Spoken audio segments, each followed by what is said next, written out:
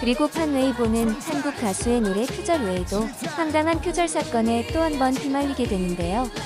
이번 표절은 판웨이보가 결혼을 발표할 때 자신이 만나던 여자친구와의 데이트 코스 및 사진을 자가 복제해 표절을 하며 중화권 내에서 또 한 번 큰 논란이 된 것이었죠.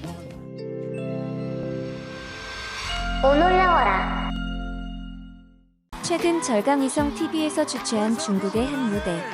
이 무대에서는 한눈에 봐도 엄청난 수의 중국 팬들이 관객석에 앉아 응원도구를 흔들며 한 남자 가수의 무대를 애타게 기다리고 있었습니다. 잠시 후 중국 팬들이 기다리던 가수의 무대가 시작되며 전주가 흘러나왔는데요. 그런데 전주가 시작된 지 5초 뒤 이를 듣던 한국 네티즌들은 어딘가 모르게 이상함을 느낄 수밖에 없었습니다. 그 이유는 바로 중국어로 부르는 이 노래가 한국 네티즌들에게는 너무도 친숙했기 때문이었는데요. 특히 어린 시절 싸이월드를 접해본 30, 40대 이상의 한국 네티즌들은 절대 모를 수 없는 노래였기 때문이죠.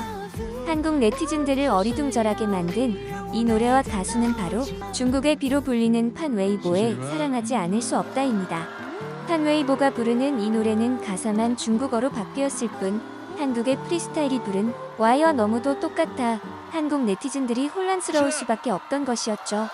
이렇게 한국 네티즌들을 어리둥절하게 만든 노래가 시작되자 이 가수는 라이브를 하며 무대를 이어갔습니다. 하지만 무대 중간에 한국 네티즌들을 또 한 번 어리둥절하게 만드는 사건이 있었는데요. 이 가수가 라이브로 부르는 노래 실력이 한국의 원곡 수준에 비해 형편없이 떨어졌기 때문이었죠. 이 가수는 빠르지 않은 노래임에도 불구하고 노래를 부를 때 숨이 찬 듯 속삭이는 모습을 보였는데요.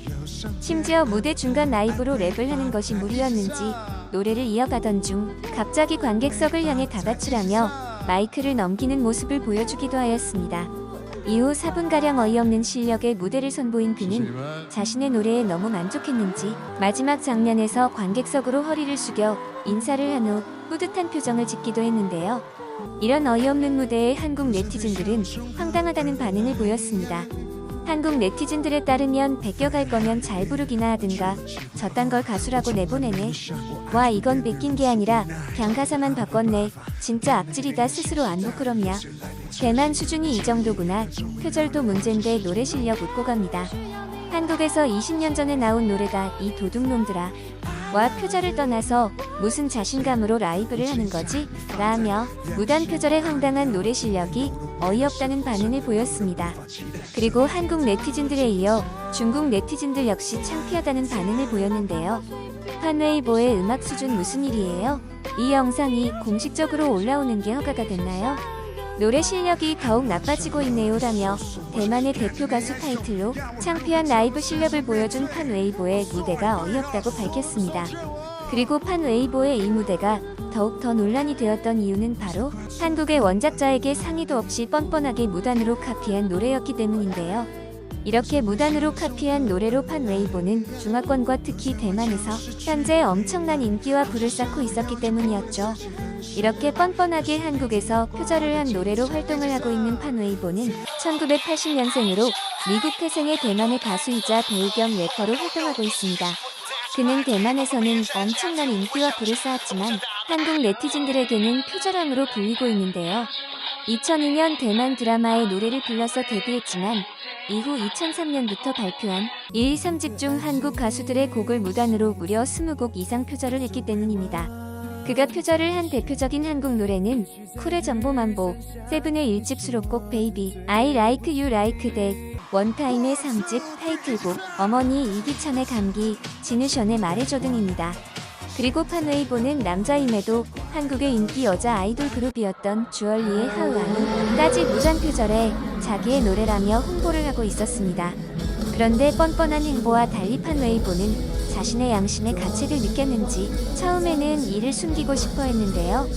표절 초기에는 대부분 한국의 타이틀곡보다 덜 유명한 수록곡으로 활동을 시작한 것이었죠. 하지만 판웨이보의 양심은 오래가지 못했습니다. 한국의 표절 노래로 대만에서 엄청난 인기를 얻자 자신이 출연한 드라마 OST의 노래 역시 양심을 버리고 한국 혼성 그룹 쿨의 타이틀곡을 바로 카피해버린 것이었죠. 표절한 판웨이보가 이렇게 무려 15년 넘게 한국의 노래를 무단으로 표절을 해 대만의 국민 가수로 자리 잡을 수 있던 배경에는 너무나 어이없게도 대만 법의 허점 때문이었는데요. 대한민국이 대만과 국교를 단절하면서 대만 법원이 우리나라의 저작권을 지켜줄 필요가 없다고 판결을 했기 때문입니다. 심지어 대만은 동맹국의 문학, 예술 저작물에 대한 저작자의 권리를 가능한 효과적으로 통일적으로 보호하도록 모두 희망하는 베른 협약의 가입국도 아니었기 때문에 이런 어이없는 활동이 가능했던 것이었죠. 그런데 법을 떠나 워낙 노골적으로 곡을 가져다 쓰는 판 웨이보에게 2017년 더 이상 빠져나갈 수 없는 상황이 발생하게 되는데요.